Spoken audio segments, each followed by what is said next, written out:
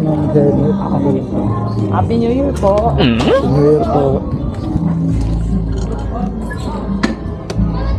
Ito yung bag niyo sa likod. Ay, mali Hindi ba ka po? na. Ay, sorry. Sorry po.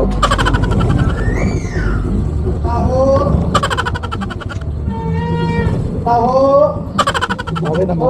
Ayos tayo. First booking ko si ma'am. Dahil New Year ngayon, binati ako ng Happy New Year.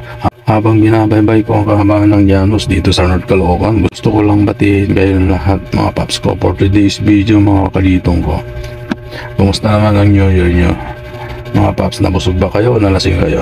Ako ang New Year ko kasi wala akong ginawa kundi kumain. Di ako uminom mga paps. Pagkatapos ng alas 12, kumain agad ako, sabay tulog na. Hindi ko naman nakasama lahat ng anak ko ngayon New Year. Isang bati lang nila, okay na sa akin. Masaya na ako doon.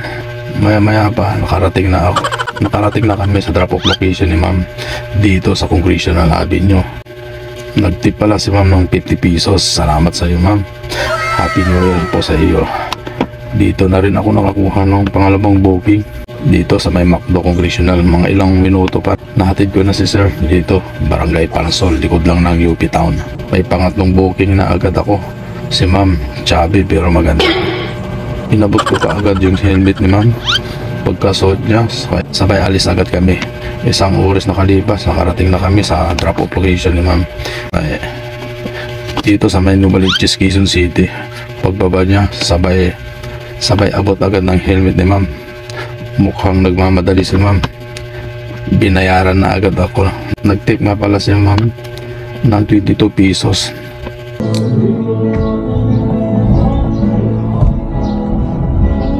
So, 27.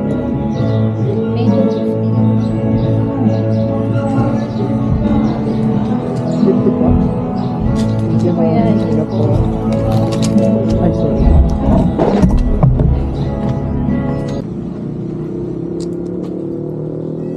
Nagutom na ako dito kaya nagparis muna ako bago kumuha ng panibagong booking. Pagkatapos ko kumain, nakakuha na ako ng panibagong booking. Umalis agad kami patungong drop-off location ni sir.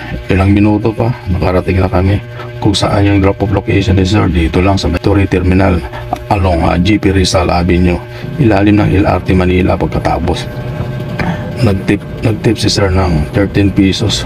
Muntik pa nadala yung helmet ni sir. Dito natatapusin ang aking video mga paps ko. Maraming salamat sa suporta niya mga paps. Maraming salamat sa suporta niya mga kalidong ko. Bye bye.